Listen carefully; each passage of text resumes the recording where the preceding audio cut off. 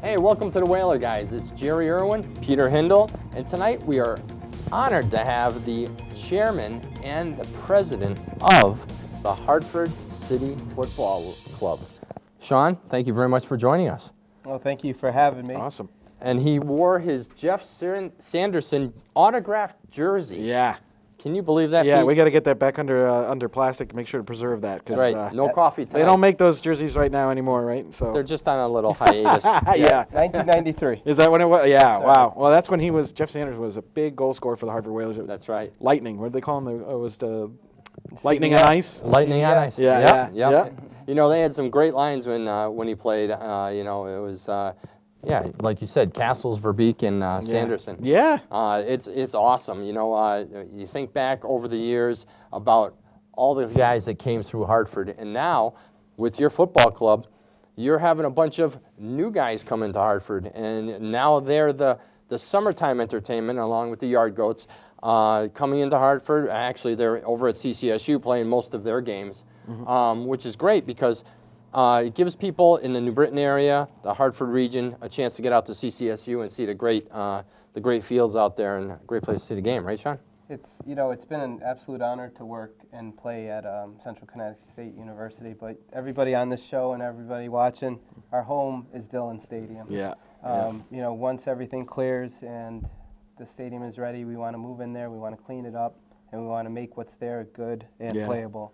And we're looking forward to that opportunity. It's fantastic. I tell you, you know, we always are hockey, but we run into tons of hockey fans who are also big-time soccer players. I mean, they teach us stuff about, you know, that we don't know about soccer. And, you know, we go to Vaughn's a lot in Hartford, and boy, they play the English Premier League. They'll play that, and everybody's there in their jerseys and everything. And you don't think that about Hartford being a kind of a soccer community, but there's a lot of passion for soccer, and a lot of people are really into it. You know, we've got big games coming up at Rentschler Field.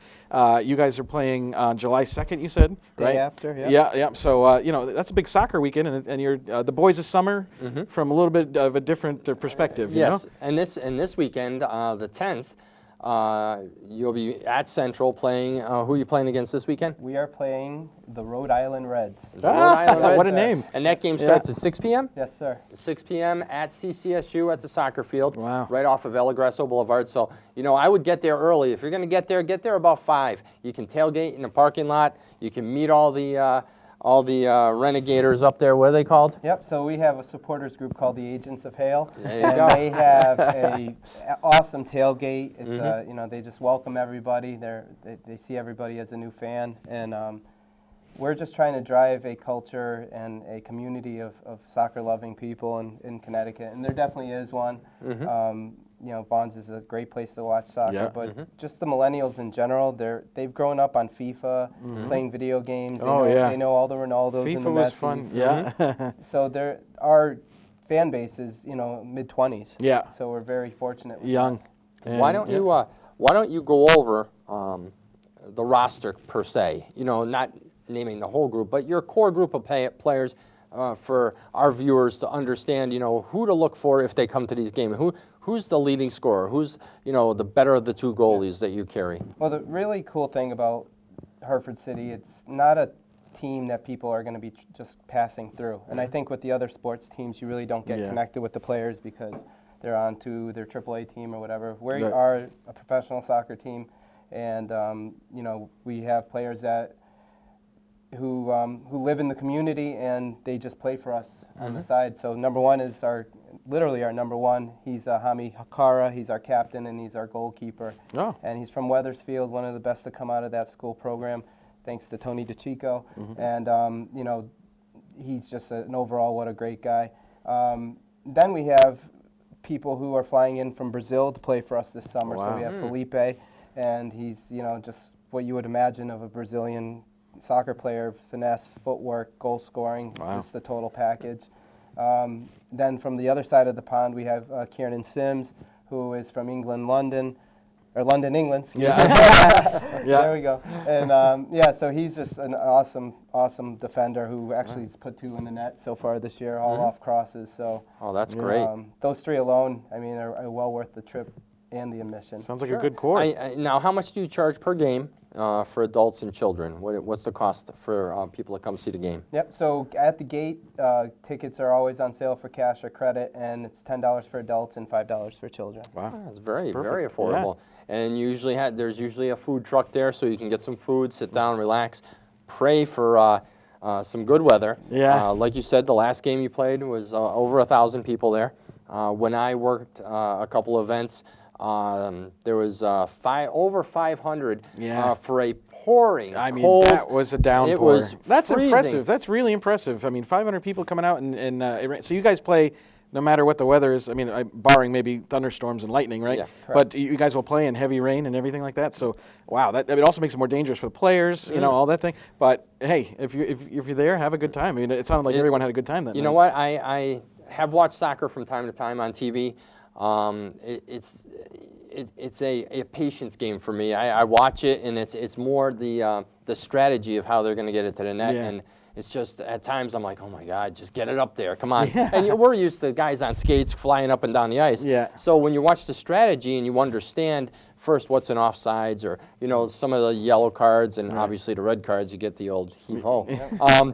It's great because I had a chance to actually pay attention to the game a little bit, and the other thing that I really, really enjoyed was seeing the young people come to the game, their parents bringing some of the soccer clubs of each of the towns coming in. And do your guys do any type of clinics with the kids? Well, I just wanted to touch on the soccer clubs. The week that you came, it was really hard to get some kids out there because of the weather. A lot of soccer moms and dads kept them home that day. We're averaging about 3 or 4 different town soccer clubs who are making an event of bringing their kids and their families to our games to not only watch soccer at its best level here in Connecticut, but also to be part of this amazing environment. We have one section of Agents of Hail who sing 90 minutes. They don't stop singing, they don't stop cheering. That's true. It's a supporter culture that soccer has breeded. And then on the other side, you have your moms and dads and just people meeting other people, which is a rarity these days. Right. And I know, you mentioned to me that you'd like the Whaler guys to come out and possibly do a Whalers night before the end of the season, and we'll see if we can do that. Yeah, that'd be with fun. the schedules and what we can piece together to get some people there and enjoy celebrating Hartford. Unfortunately, off-site for right now, but with the eventual goal to get them on site. What did I see the other day? I was. You can always check up on the Hartford City Football Club on their Facebook page. I did go to that. It's a very well run. It has a lot of great information on there. Social media is probably the cheapest and best way of reaching your fans and your potential fan base. As you know, with Jose, who works here, we have one of the best videographers out there. Oh, yeah. He's great. He's just such a great person and so fortunate Big to have soccer him. fan, too. Oh, yeah. So, if we can reach out to social media and get their attention, definitely. It's great. I mean, we have an extremely high budget here with us, the Whaler guys. I had to wear a dirty T-shirt in tonight because, this is what we get. Pete and I are at the bottom of the barrel. What do we call it? We're talking 4-digit budget yeah, that's here. right. 4 digits. That's 4. Champagne lifestyle and a beer budget, right? Yes. But you have now. You said how many teams are in this league? So I'll talk about the league and then I'm going to talk about our budget. Okay. So we play in the National Premier Soccer League, there's about 100 teams across the United States, and it's been around for 15 years. But our farthest game is against Portland, Maine. Each division is very centralized, so you're just kind of paying for bus to get to these places. So we're actually a low 5-digit budget. Still higher than ours. Slightly. But we will work down to yours. By the end of the year. That's the goal, is to just really do a great product at a low price for not only the tickets but also in terms of operating costs. You got to. I mean, it's. I think the image of it is great. I mean, the logo. I love the logo. It's Hartford centric. It's got the Colt building. It's wonderful. So it really jumps out at you. So really awesome there. I really think that's something that people are gonna attach to, and you can get into merchandising and that type of thing. And I mean, already I would love to have a hat or something like that. Well, really, when the first game I was there, the guy who sells your merchandise. Yeah. And there was lines. And a lot of these people came. And I'm like, why don't you have your raincoats on? But they were buying sweatshirts. They were buying all they kinds of wanted stuff. to show the colors, And then, right? Yeah. then the were they the Agents of Hail? Yes, sir. Walking down with their drums and all this nonsense. I Yeah. go, is there a riot going on? Who are these people? And then you were busting my rear end, or who was the other guy at the front desk, or the front table? Our owner, Aaron Sarwar. Yeah, he was busting my behind, and he says, "Oh yeah, we got a couple guys in that crowd that they bring pepper spray and they do this." I'm like, "Really?" He's like, "No, I'm just busting." I said, "You're gonna get smashed. Yeah.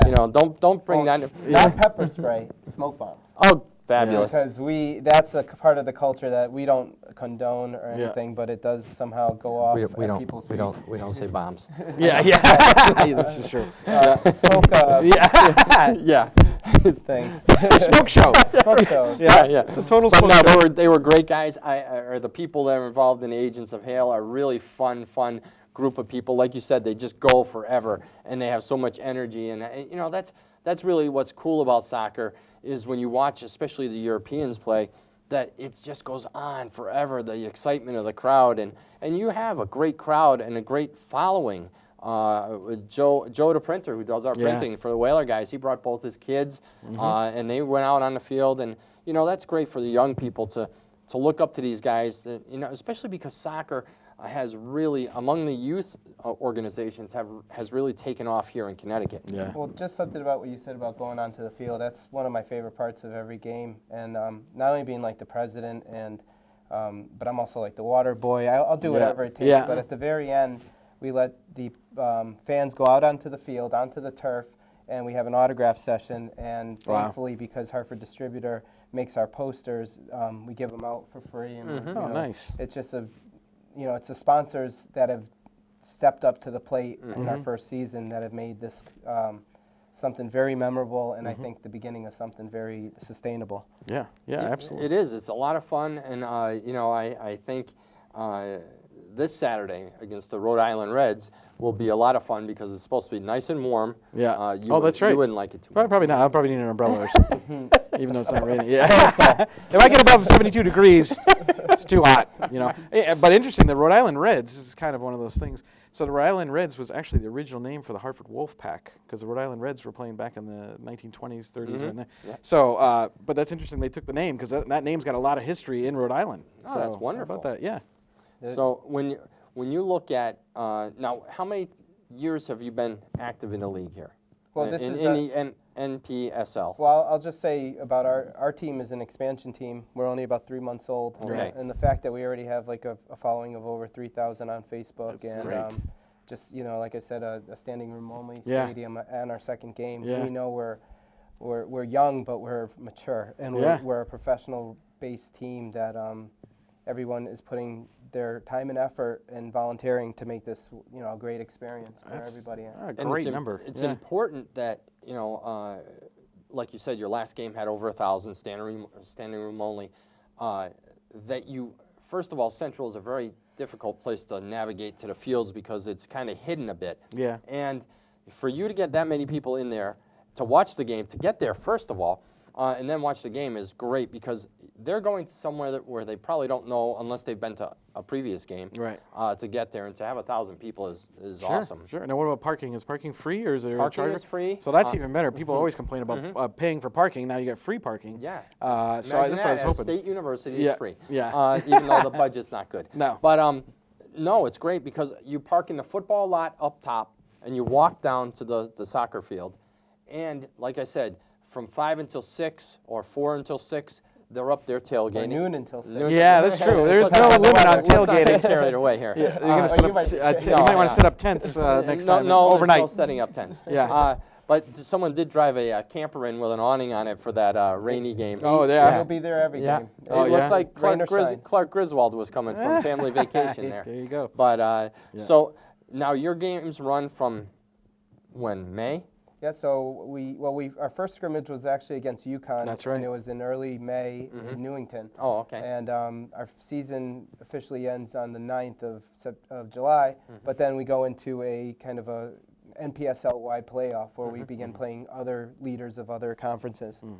So it could go on until early August. Or, early August. And Oh, so, okay. so like you said, each of the top teams, So it's not like the top 3 in your division. It's the top. So whoever wins that division then goes and travels to play other winners of their division. Wow. So we have the North Atlantic, and then we have the Atlantic and the Keystone, which is kind of where Pennsylvania. Yeah. So there's, again, and there's maybe 5 to 6 in each department.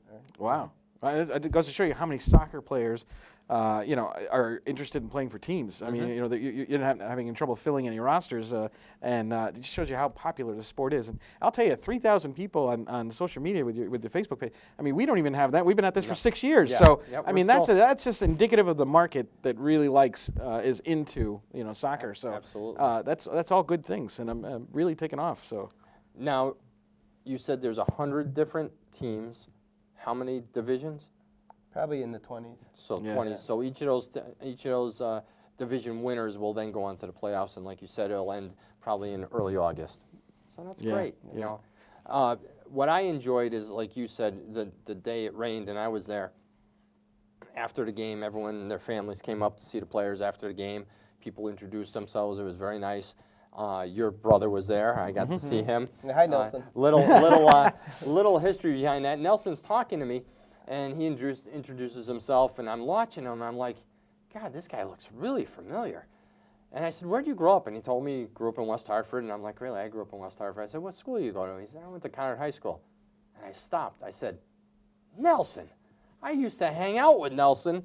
In 1986, when he was a senior, I was a junior. Wow. He graduated 86, I graduated 87. I used to see him in the hallways at passing time talking to Dave.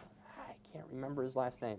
But he was a big soccer player for Conard. Yeah. And it was a riot. He knew my best friend I grew up with. Yeah. And talk about a small world. Now he Yeah. lives in Massachusetts. Shawn's introducing him to him. I said, I don't know anyone in Massachusetts. And he goes, no, I grew up in West Hartford. And right then and there, I was like, I went to high school with this guy. Yeah, that's amazing. So, yeah, that it's is a small world. Yeah. So, Yeah, and that's what we hope is these one-off small world occurrences happening at our game. Yeah. You can't do that behind an iPhone screen. no. And now with your sponsors, I think I met someone the other day at the game, and it was great because he was so excited.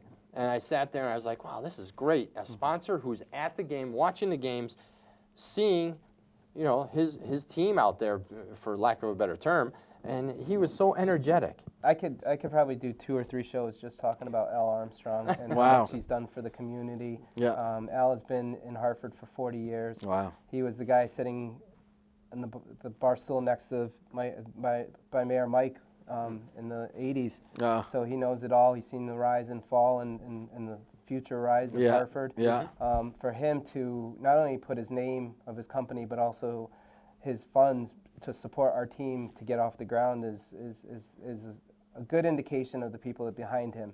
And we're just so thankful that he not only loves it and he's supporting us, but he's coming to every game and he's having the greatest time of his life. Oh, that's awesome. And that's all that that's You'd all love that to see matters. that. Yeah. You want sponsors that actually love getting involved with Sure. what you're doing. I mean that's great. Now you said he's located on Trumbull Street in Hartford, right? And runs a shop there Yes. for jewelry and watches.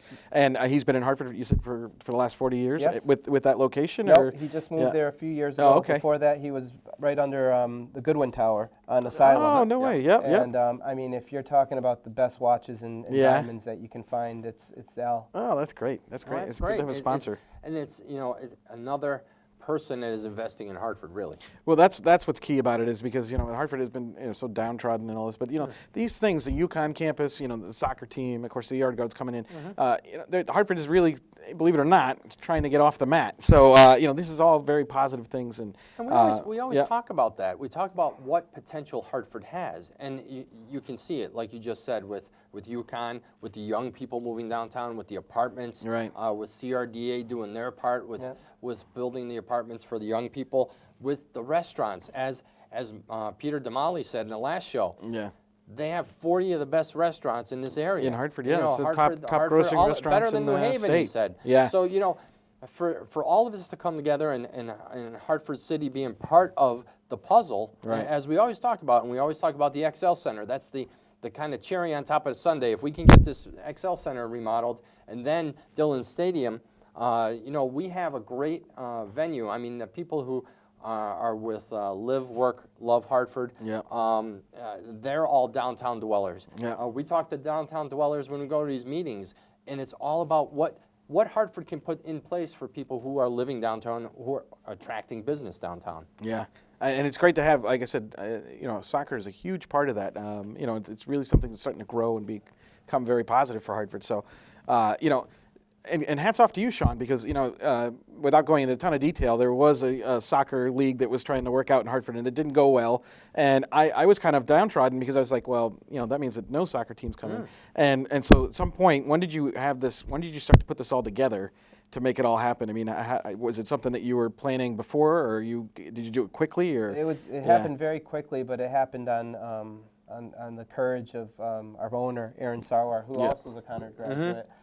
He graduated about 10 years earlier than me, but he also... What year were you? 97. So, shit. You're young. I'm getting old. So he took the leap of paying for a franchise, and it wasn't cheap. And then, I started an organization called the American Outlaws in Hartford, and that about 10 years of my life getting that from into a club that's over 500 people. They have their own bar in downtown Hartford called the Crossbar, and they also are incorporated as a nonprofit with the state of Connecticut. All those things that's huge. kind of We're gonna have to visit. Yeah, Well, absolutely. you could have the president of American Outlaws on here too. We Wow, can do that too, absolutely. and we might have to, because you know what? It's growing so fast, the support for the Hartford City team, that we'll bring the American Outlaws on here. We can really go at it. Hey, it's summer, so hockey's winding Hockey's on down. standby. So so we definitely want things to talk about, and any kind of thing where we can get support for Hartford and get people downtown. That's what's going to make the city run easily. So. And where's this bar that they're located So at? they're right on Annucello Street where the tavern is. If you go into the tavern and you go downstairs, it's called the Crossbar, and it's way. It's the sister of Vaughn's, very soccer specific, but great group of guys. I was honored to have been part of the founders of that organization. Wow. But to come to a professional soccer team, it's such a transition. All right, it seems like a lot of fun. Now, the big question in the last couple minutes we have left in the show is we announced earlier that the state legislature approved our license plate, and right here. right here. Would you be interested in purchasing one of those license plates? If I could get the first one after we it'd be great. Well, That you would know be what? fun. It's gonna be either the Whaler guy 1, Whaler guy 2, whatever, vice versa, whatever it has to be. It has to be the Whaler guys. Yeah. We have to do Whaler guys or Whaler guys with a Z. We're gonna make it work, and of course, Shawn, we'll accept you into the inner circle of trust. Sure. Here. And who knows? Maybe in a year or two, we'll be talking about Hartford City Football Club license plates. You never the know. sky's the limit. So I mean, there's there's so much happening in Hartford. I mean, we're sitting there, and we're hoping that the XL Center gets the remodel. It needs You're to. hoping Dillon that gets it. Dillon Stadium gets that absolutely. remodel. After Must XL. do Yeah. Dillon. Oh, yeah. I Must do Dillon. Yeah. Well, I believe really that we can do with Dillon. Yeah. But to bring a professional hockey team into Hartford, you need to invest in your arena. It's not going to happen without that big kind of investment. That's true. We can play in Dillon as is, and Yeah. we're proud of that. Yeah. But no other team can play at XL as is right now, except that's for true. the Wolfpack. Yeah. Well, even that, they're redoing the ice sheet this year, so that's going to make it much better hockey next year with UConn and the Wolfpack. So, we're excited for next year to see that new ice sheet, and hopefully by then we'll know if the bonding money went forward, so we can demo the inside and really make it a professional sports That would arena, be good. modern sports arena. So Getting there. It is. So, we have 1 minute left. 1 minute left in the period here. Yeah. What is your all-time best memory, best highlight of the Whalers?